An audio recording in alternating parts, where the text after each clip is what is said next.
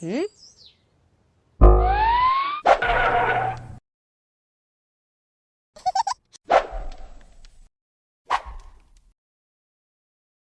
Okay, dear student, today in this video I am going to cover the last topic of receptor, that is called as receptor regulating gene expression. So I have already told you, according to transduction mechanism also, receptor are 5 types: G protein coupled receptor, enzyme link receptor, then ion channel receptor, then Jack-Strait receptor, and last one is, and most one of the important after G protein coupled receptor, that is receptor regulating gene expression. So before going to the last receptor, I will request you to go and check it out other receptors that I have already discussed in my videos. Go and check it out them first, then come to this video so that you can interlink with each other and you can understand this concept better, because that is the most important receptor after G protein. So to understand that concept, you have to carefully understand the previous receptors, their mechanism, their action, their situation, means where they are present, how they are going to show it, their action, how is their main motive and mode of action, how they are binding with protein and different enzymes, what is present in them, what are the different domains present in them. To understand all this, before, go and check all that 4 types that I have already discussed in previous video, to go and understand better that topic that I am going to cover today. So let's get into the video. So we will discuss the last topic of receptor, that is controlling gene expression. So that receptors which are controlling or regulating gene expression are called, also two names are there. They are also called as two names, that is transcription factors, because we all know gene expression is the result which is caused by transcription. So that receptor is also called as transcription factors, and another name of all that receptor which are going to help in gene expression, that is nuclear receptor. So if anyone asks you question what are the different and other name and what is nuclear receptor, that means you don't have to confuse what that is nuclear receptor. That same is receptor regulating gene expression, and that same is transcription factors. So the other names of receptors who helps in the expression of gene, also called as transcription factor and also called as nuclear receptor, as they are present into the nucleus, that's why they are called as nuclear receptor. So before going into the receptor, how they are going to act or how they are going to show the expression of gene, we have to know that what are the main function of all these receptors. First one is that by name only you can understand, that is gene expression. What is the second function of that thing? The second function of is protein synthesis.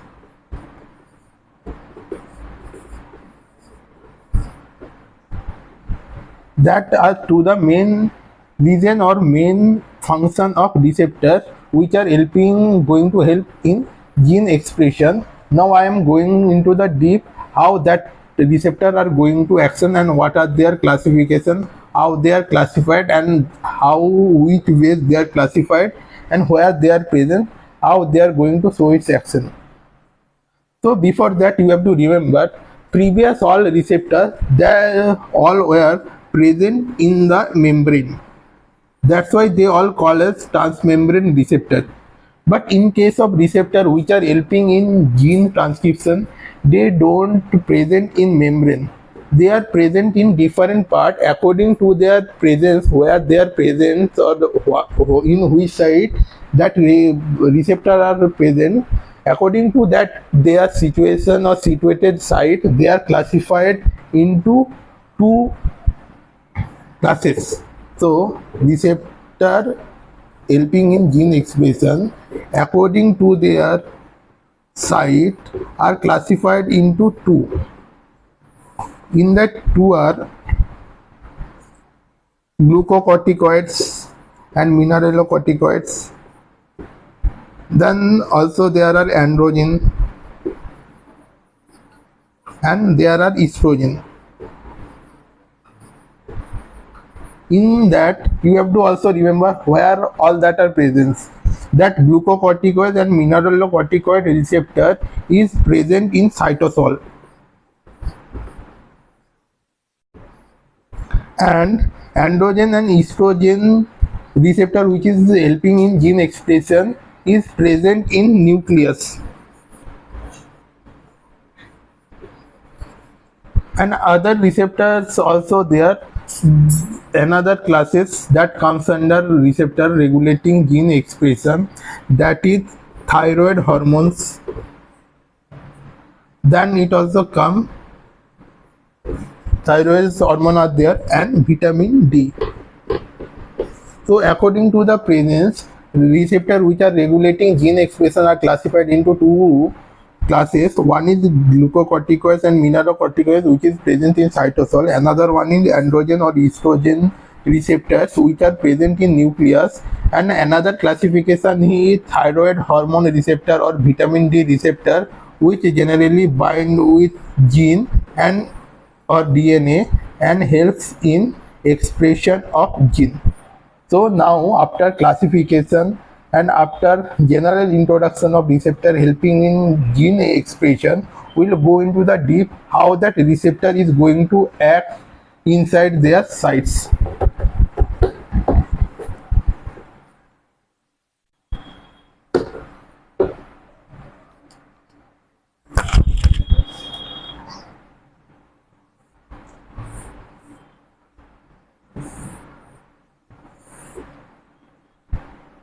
I am drawing a simple diagram so that you can easily understand what is receptor and what is the receptor helping in gene expression, how their structure look like.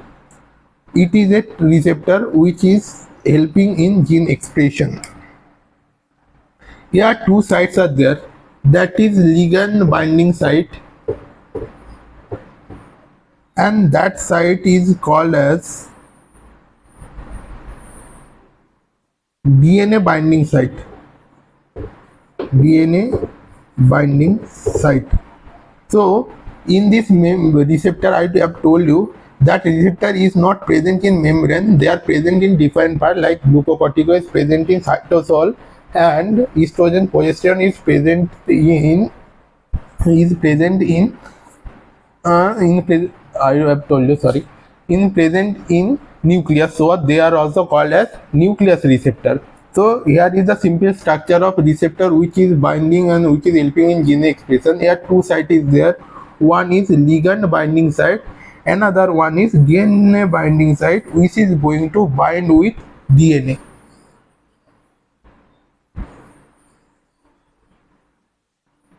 Now we will discuss how they are going to show its action and what is their action.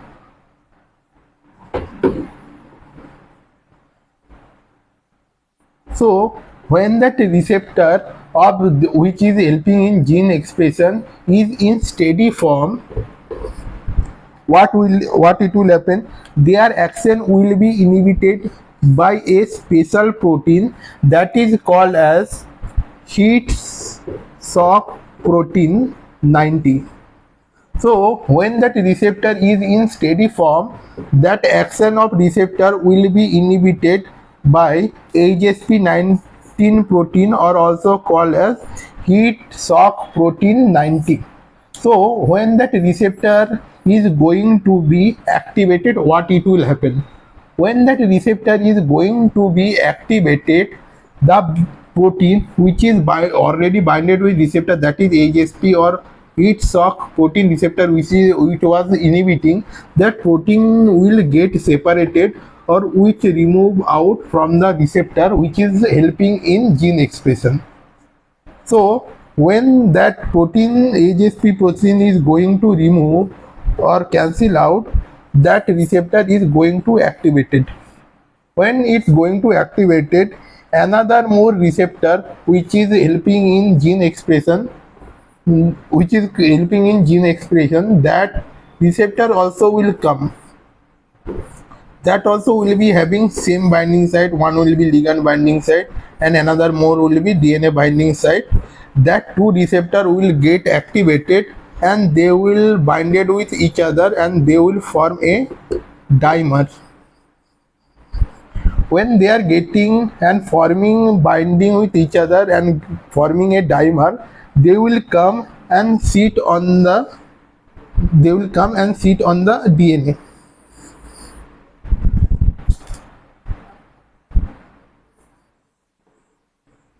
When they are sitting on the DNA, another more molecule will come that is called as cyclogenerator protein or cyclogene expression protein. What it can take or it can do, it can increase the gene expression or it can inhibit the gene expression, but in general it helps in expression of gene so that it show more expression of gene, and sometime it also show inhibition, but most of the time it show gene expression induction. When the gene expression is showing more, what it will happen, it will leads to the transcription of gene. It will leads to the transcription of gene. When the transcription is going on and transcription process is started, it will leads to the formation of mRNA. That mRNA will form, that mRNA will go and will shift into the cytosol, and in that cytosol there again will go and forming and will show their transcription mechanism, and that transcription mechanism leads to the signaling or transduction mechanism. So that's how receptor helps in gene expression. So in short, I am telling you how that is working. When a receptor is in steady form, that helps in gene expression, their action is generally inhibited by a protein called HSP90 protein or heat shock protein 90. When they are inactivated, that protein is going to bind and keep it inhibited. But when that protein is going to removed out, that receptor is going to be activated, and that when the receptor is going to activated, that will bind it with another receptor that is already excited, means with that HSP protein is not connected. That two receptor will bind with each other and form a dimer. That dimer will help in the activation of overall receptors which are present and helping in gene expression. After that activation of that dimer, they will come and sit on DNA and will bind with DNA. That receptor dimer will come and bind with DNA. When they are coming and bind with DNA, another more molecule that is called as gene expression regulator protein that will come and bind with that dimer. That protein can show the induction or more amount of gene expression, or it can show or it can inhibit the gene expression, but most of the time it helps in expressing gene expression, and very less amount of time it helps or it do the inhibition of gene expression. So when they are doing more expression of gene expression and helping in more gene expression, that will leads to the transcription mechanism. That transcription mechanism will lead to the formation of mRNA. That mRNA will go to that cytosol and will shift to the cytosol. In that cytosol, that is again going to bind with receptor. Then again it will show transcription and it will show its signal transduction mechanism, by how that cycle will go work. That will procedure and that will leads to the transcription, then it will leads to mRNA, then transcription, like that cycle will take place, and that in that process that receptor or receptor dimers will help in formation of dimer. That dimer will help in the expression of gene. So by this simple class, I have already described how that receptor is going to be activated and helping in gene expression. By that video I have already finished up the receptor part and receptor portion, their classification based on transaction mechanism. There are five types. How are they are going to act, how is their position, what is their structure, what is their example, how is they are going to show their action, what is their mode of action, what are the example, everything. So I am requesting you to see all that video regarding receptors so that you can understand overall receptor better, because to going for the main part of the pharmacology you have to understand clearly about receptor. So today I have finished off that receptor totally, so go and check it out, full receptor part. That notes of receptor helping in gene expression, that notes is also is been uploaded and prepared. That link is already given into the description. Go and check it out, all that portion and all that receptor videos all I have made in my YouTube channel, and you can download all the notes regarding receptor from the description from the specific video for today. Thank you. From the next time and for the next video we will start the main topic of pharmacology. For today it's okay with transcription or gene expression receptor. Next we will proceed with main part of pharmacology, and this today receptor part is totally completed. Thank you.